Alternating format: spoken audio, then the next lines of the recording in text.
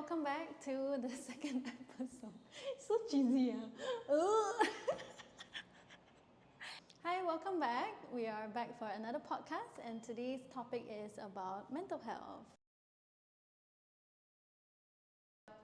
What's one thing you do daily for your mental health? Walk my dog. Very good. Yes. Coffee, tea, or something else to unwind? Tea. Chamomile tea. Chamomile tea. Yes, chamomile tea. What's a song that instantly boosts your Oh mood? my gosh, I don't know. Rain playlist. Introvert, extrovert, or somewhere in between. Somewhere in between. Okay. What's a self-care activity that actually works for you? Walking my dog. Very good. Okay. What's the most calming place you've ever been to? In the bathroom? Huh? Very good. Bathroom. Therapy, fan, curious, or still figuring it out? Fan of therapy. Okay, got it. Okay. What's a mental health myth you wish more people knew the truth about? Ooh, that it's not just about being positive. Yeah. Nice. Yeah. Oh, Favorite mental health app or tool?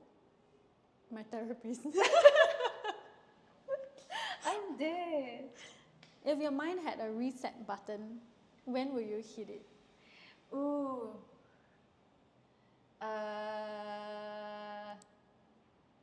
After a long day. Yeah, a long day at work. Yay! Nice. Okay, cool. Sarah, Yes. can you share a moment when you first become aware of your mental health? I think like really found out about my mental health was when I was like in an environment that was a very positive environment. Yeah. And which I agree with you, because you're like not, mental health is not about always being positive. It's about learning how to also navigate the negatives. And when I really, really found out about my mental health was when I started working. Very good. And you? You want to answer the Oh, question? I think for me was during my dance school days. I think when I realized that I have to work on myself after navigating through like really tough situations with my classmates. I think then I was like, oh, like maybe this is what it means, personal development. Then that was when I picked up a book. Oopsie. And then I read about the book. And then that was my first kind of awareness of mental health. Yeah. Are there any personal habits or routines that significantly change your mental health for the better? Definitely working out. Of course. Moving. Yeah, moving. I think for me, like moving in a different way, because like we're movers since young, both of us. I think for me personally, like moving since young, I was always like looking at yourself in the mirror and like judging yourself all the time. I think when I started going into the fitness scene or fitness industry, it really changed my perspective of movement. Like it's really hard to be like a professional dancer and feel like there's just so many thoughts in your head when you're moving. So I think for me, like the routine of moving again in a very different way and a different intention and mindset was very healing for me. Very nice. So for me, I think my morning routine is very important. It does set the tone for the day. So the first thing I do is I must drink some water when I wake up. Drink some water to hydrate the body. And then I'll always do a 10 minutes meditation. So I just put on the timer and just stay in stillness with my own thoughts and my mind, just to see how my mind's for the day. And then I will do my little journal for 5 minutes. So I think that I've been doing that for like 1 month plus. And I think that's really, now I find it one of my non-negotiables. And I try my best to do it my best. Yeah. Okay. Do you think social media has helped or harmed mental health awareness? You can answer. Social media has helped or harmed mental health awareness. I think you should share that you did therapy. Oh, You're actually studying. social media though. I mean we all know like since COVID happened, like there's so much like talk about like mental health, especially on social media. I think to a certain extent it has harmed, especially like the younger generation. I feel like we're very old at it, but like the TikTok generation and like the much younger generation, like there's this like stigma where like they're starting to categorize themselves very easily, like, oh, I have this, I have that, but they're not properly diagnosed. So I think because there's so much information out there that people are not actually like researching deeper about it. So I think that's what is the like the downfall of social media. Yeah. But at the same time, I guess, well, the pros is that people are being more aware of it. Yeah, but it's very surface level. I think. Yeah. I actually really agree. I think nowadays it's very easy to self-diagnose. Yeah. Yeah, and I think that's a danger. When you self-diagnose, you will just go in the rabbit hole. And then I think also like you will kind of, that becomes your identity. You don't give yourself a chance to be like, I'm not this. I just need some help, getting some professional help. Yeah. So I guess, I think self-diagnosis is very scary. Yeah. Yeah. But other than that, I think awareness is one thing. Just bring awareness. I think that help people to understand that actually mental health is a thing, and it sparks conversations. So I think that's good in a way. Yeah. All right, let's go. Have you ever tried therapy or counselling, and what was the experience like? To answer first. Okay. Yeah. Okay. I think I did counselling first. Also was back in my dance school days. So I think that counselling experience was really, really good. Actually, I had a aha moment, and my counsellor was able to let me view things in a different perspective, and I felt really like I wasn't tied down to what I thought in my head, that this is who am I. So that counselling experience was really great. That was only one time. And then I did therapy last year with like a proper therapist, but she's from UK, so the timing was a bit weird. but she was really good. I think what I like about her is that she doesn't tell me who am I or what I am. She allows me to figure out along the way that I learned that maybe this is what happened because this happened before, and she doesn't label me anything. That's what I really like. She gave me the freedom to reflect, and I think that really helped me to understand why I am this way, or like how I can improve. So far my experiences have been great. I do think that finding a right therapist is also important. You have to figure out must find this like connection, the understanding. So I'm quite grateful that I found like one that could actually help me. Sarah's turn. Have I ever tried therapy? Yes, of course I've tried therapy. You are therapy. Yes, I've tried therapy. I am also a licensed art therapist, but I have tried therapy even before like I wanted to go into like the therapy route also. I think my first experience was when I had like a really, really difficult like period, I guess. So that's why I went to see a psychologist, and she was amazing. I think like it's like sometimes I think that's how I figured out the brain is also a muscle, right? And if like there's just like a switch that is off. Like that this is what it is, but like you just cannot see it that way. So I think a very good therapist is very important also, and also you need to be able to connect with your therapist.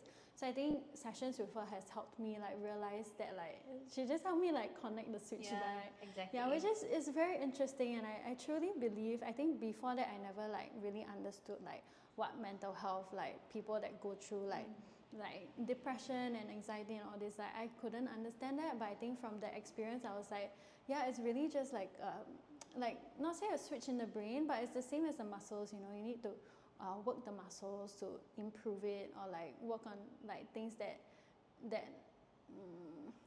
it's not like it's something wrong, but it's just you just need to work on it to better it. Bring the awareness to that muscle. Yeah. Yay. Yay. Okay. say, what's something you wish you have learned about mental health earlier in life?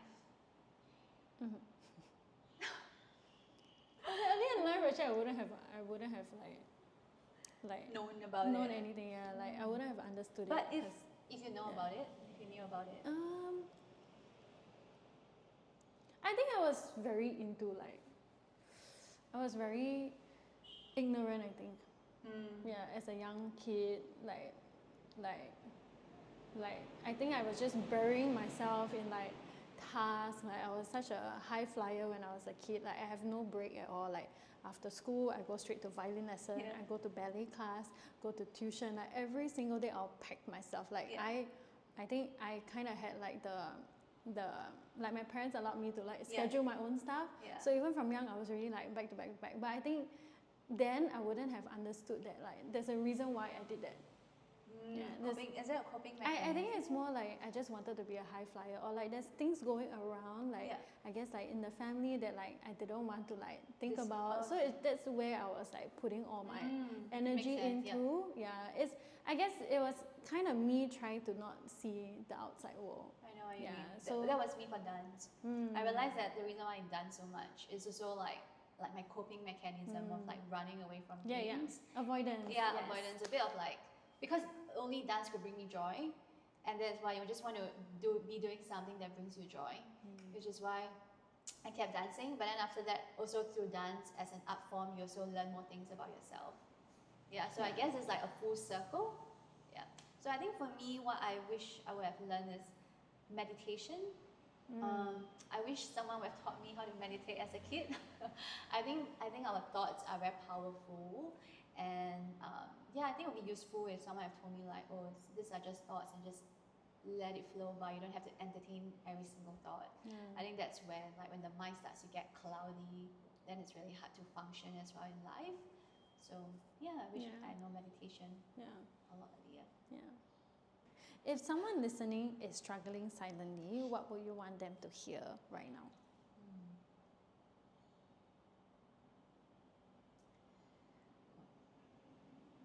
I always believe that everything happens for a reason. You can't see it now, but know that when you look back at it, you always know that this had to happen for you to improve and be a better person. Like, I always believe that the universe will not give you what you want, but what you deserve.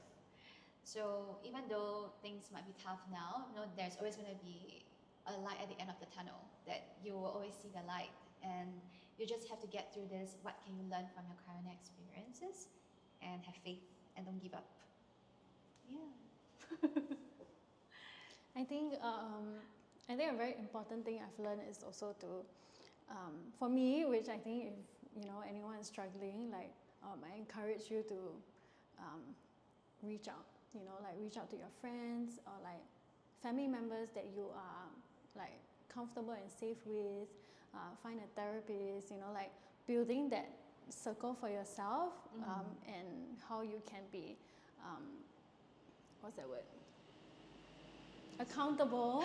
Like you have the people around you. Support you. Yeah, and your pillars of strength. That's very important, because we're all like, we're all human beings, and human beings needs like community. Connection. Connection.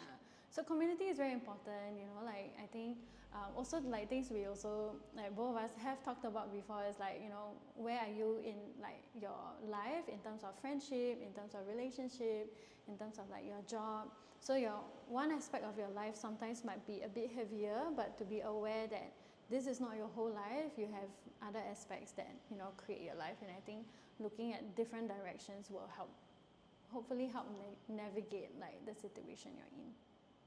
Yes. Yay! How do you envision your mental health journey evolving in the next few years? I like this question. I think now that like I do feel a difference. Like now I'm 32. I mean you're 31. Turning 31. Tomorrow actually. Next Wednesday. Next week. I thought it's next week. I think now that I'm 30, I feel very different, like from when I'm 20 plus. Like 20 plus, I'm just like, my head's all over the place, And I feel like I'm actually excited to go into 40s, and I've been asking people like in their 40s, like, how is it for you, like, And also, I guess I've read somewhere that like people enjoy their 40s a lot. Yeah. And I'm excited to go there, like in a way, but also I think now that I'm 32, like I see how much I've grown, and I'm just excited for like what's there more until I hit 40. Yeah. Oh, so how do I envision my mental health journey evolving? I feel, I think I envision it like going much higher. You know, like 20s is like, like down, and then now I'm here, and I'm like, you know, like our mind has so much more power, and I'm excited to see how far it can go. So yeah, I think going for like therapy and like talking to people and like doing other like things for your mental health, I think I'm excited to see that grow. Nice. I think for me, I think definitely just to stay consistent with my own practice now. And I always believe the mind is the most powerful organ in our whole body. And I just want to have a clear mind, so then I'm able to live a life that is really mine.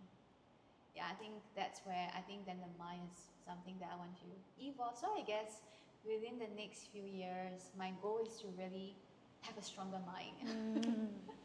Stronger mind that I can strengthen the muscles that I need to strengthen, build new relationships in my muscle, in the mind, and I think to help people as well through what we do at Rain. Yeah, I guess because we are both, we really strongly believe in taking care of your own mind and body, and we really hope that people come here and they can feel that as well. Yeah. How do we end this? Well, I think Pilates in a way is like a mindfulness practice also. It is a mindfulness practice, and it is kind of like a form of mindful meditation. Okay, not really meditation, but it is a mindful. I think I keep saying the same thing again. You say. You put this inside. Going in circles. You say.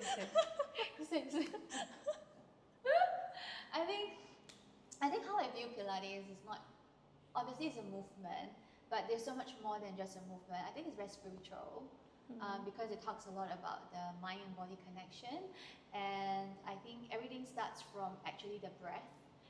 You know, even in meditation, we also talk about the breath, and I think that the first thing at Pilates we learn is how to breathe, and breathing is not just an act of movement, it's to connect the breath to the mind. And so, like what Sarah said earlier on, that it's all about mindfulness, and it's also about living a better life, having a better quality of life. And yeah, and I believe that through being mindful in Pilates, it can really help you also improve the quality of your life. Yeah, I think the very nice thing about Pilates is that, like, sometimes mindful practices is challenging for me because the thoughts keep coming in, right? But when I go for Pilates class, it's like, and I'm a very anatomy person, you know, like I'm very like, I need to focus on something. So if you ask me to focus, well, breath, yes, but if you ask me to like, right now to mindful like meditation, a little bit difficult for me. But when I go into Pilates class, it's like I can fully focus on my body. I can fully focus, like, okay, I know exactly which muscle I'm using. Am I like rotating one side more, or am I shifting? So I think that really helped like rest my mind from all the thoughts. So I think it is a very powerful workout to help the mind as well. Break away from your thoughts. And focus on something good for you. But then I think some clients have also said like they can't come after work because the mind is so tired. Actually, it's very true. You need to come with a mind that you are ready to work the mind. Whereas some other workouts, you just want to go and like like, you know, like punching and all that. You don't really have to think much. But actually, Pilates here, you have to think quite a lot. Alright, that's the end. We hope you guys enjoyed another episode of our Rain podcast. We'll see you for the next one. Bye! we did it! In 30 minutes. That was very good. Yay! Well, I hope it actually works.